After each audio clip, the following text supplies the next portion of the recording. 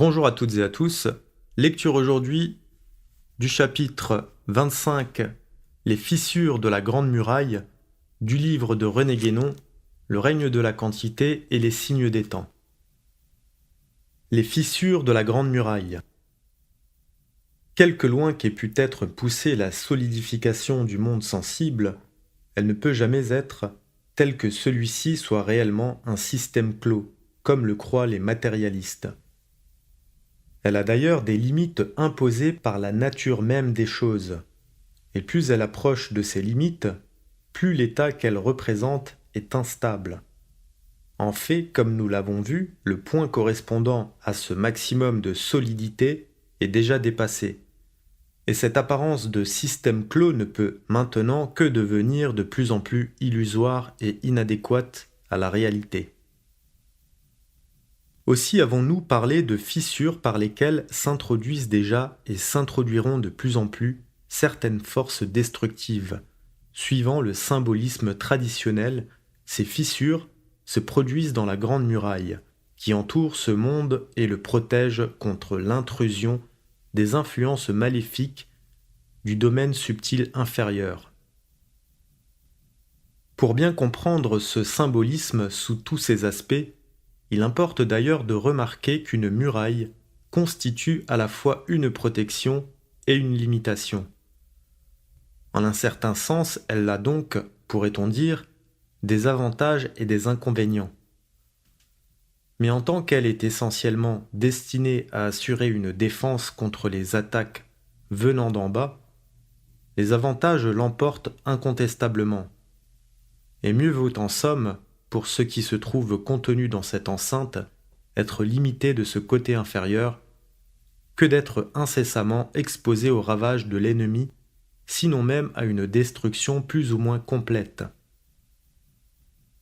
Du reste, en réalité, une muraille n'est pas fermée par le haut, et par conséquent n'empêche pas la communication avec les domaines supérieurs, et ceci correspond à l'état normal des choses.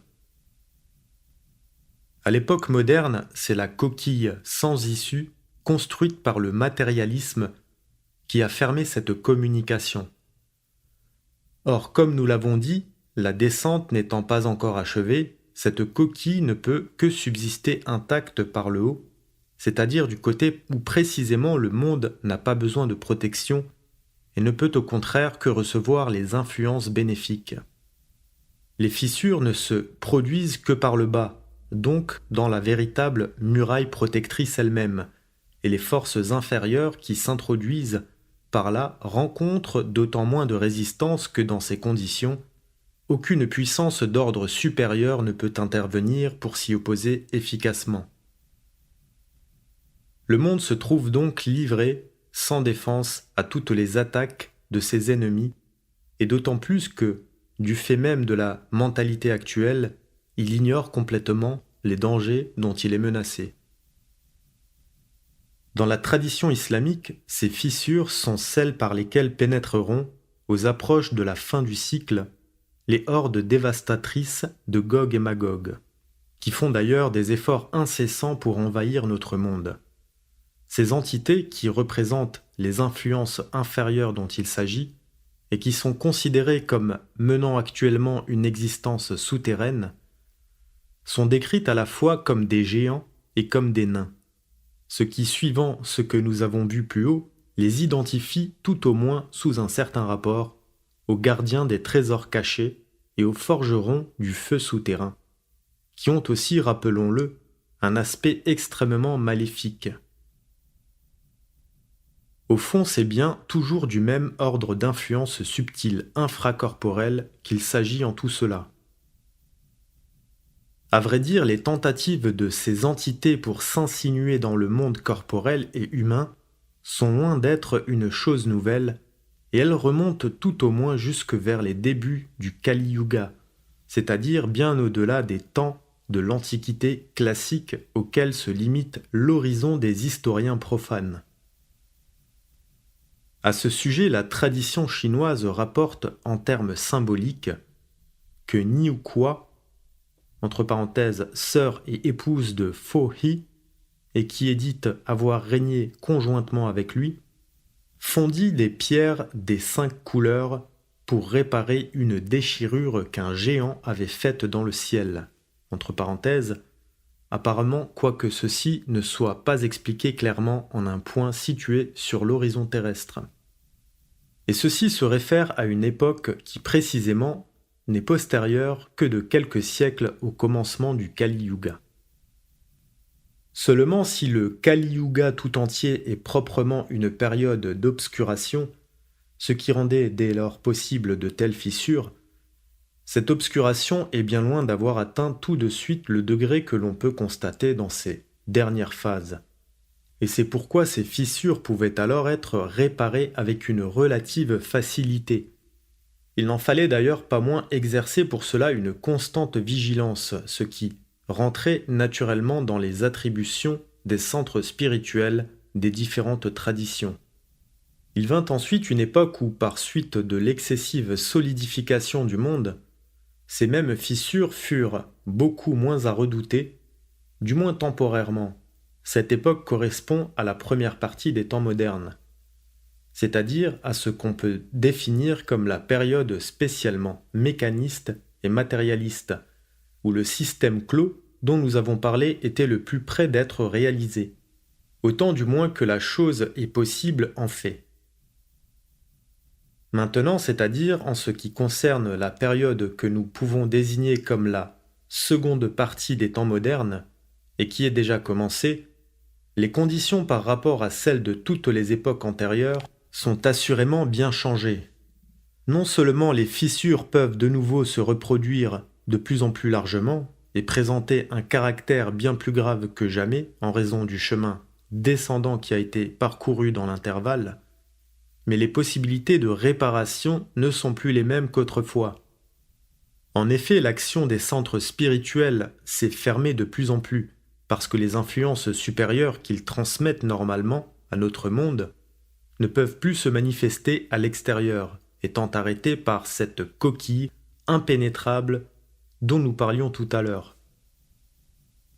Où donc, dans un semblable état de l'ensemble humain et cosmique tout à la fois, pourrait-on bien trouver une défense tant soit peu efficace contre les hordes de Gog et Magog?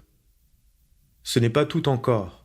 Ce que nous venons de dire ne représente en quelque sorte que le côté négatif des difficultés croissantes que rencontre toute opposition à l'intrusion de ces influences maléfiques. Et l'on doit y joindre aussi cette espèce d'inertie qui est due à l'ignorance générale de ces choses et aux survivances de la mentalité matérialiste et de l'attitude correspondante, ce qui peut persister d'autant plus longtemps que cette attitude est venue, pour ainsi dire, instinctive chez les modernes et s'est comme incorporée à leur nature même. Bien entendu, bon nombre de spiritualistes et même de traditionalistes, ou de ceux qui s'intitulent ainsi, sont en fait tout aussi matérialistes que les autres sous ce rapport. Car ce qui rend la situation encore plus irrémédiable, c'est que ceux qui voudraient le plus sincèrement combattre l'esprit moderne en sont eux-mêmes presque tous affectés à leur insu, si bien que tous leurs efforts sont par là condamnés à demeurer sans aucun résultat appréciable. Ce sont là en effet des choses où la bonne volonté est loin d'être suffisante, et où il faut aussi, et même avant tout, une connaissance effective. Mais c'est précisément cette connaissance que l'influence de l'esprit moderne et de ses limitations rend tout à fait impossible, même chez ceux qui pourraient avoir à cet égard certaines capacités intellectuelles, s'ils se trouvaient dans des conditions plus normales. Mais outre tous ces éléments négatifs, les difficultés dont nous parlons ont aussi un côté qu'on peut dire positif, et qui est représenté par tout ce qui, dans notre monde même, favorise activement l'intervention des influences subtiles inférieures, que ce soit d'ailleurs consciemment ou inconsciemment. Il y aurait lieu d'envisager ici tout d'abord le rôle en quelque sorte déterminant des agents même de la déviation moderne tout entière, puisque cette intervention constitue proprement une nouvelle phase plus avancée de cette déviation et répond exactement à la suite même du plan suivant lequel elle s'est effectuée. C'est donc évidemment de ce côté qu'il faudrait chercher les auxiliaires conscients de ces forces maléfiques, quoique là encore, il puisse y avoir dans cette conscience bien des degrés différents. Quant aux autres auxiliaires, c'est-à-dire tous ceux qui agissent de bonne foi et qui, ignorant la véritable nature de ces forces, grâce précisément encore à cette influence de l'esprit moderne que nous venons de signaler, ne jouent en somme qu'un simple rôle de dupe, ce qui ne les empêche pas d'être souvent d'autant plus actifs qu'ils sont plus sincères et plus aveuglés. Ils sont déjà presque innombrables et peuvent se ranger en de multiples catégories, depuis les naïfs adhérents des organisations néo-spiritualistes de tout genre, jusqu'aux philosophes intuitionnistes, en passant par les savants métapsychistes et les psychologues des plus récentes écoles. Nous n'y insisterons d'ailleurs pas davantage en ce moment, car ce serait anticiper sur ce que nous aurons à dire un peu plus loin. Il nous faut encore, avant cela, donner quelques exemples de la façon dont certaines fissures peuvent se produire effectivement, ainsi que des supports que les influences subtiles ou psychiques d'ordre inférieur, car domaine subtil et domaine psychique sont pour nous au fond des termes synonymes, peuvent trouver dans le milieu cosmique lui-même pour exercer leur action et se répandre dans le monde humain. Voilà, fin de la lecture de ce chapitre. Je vous remercie pour votre attention et je vous dis à très bientôt.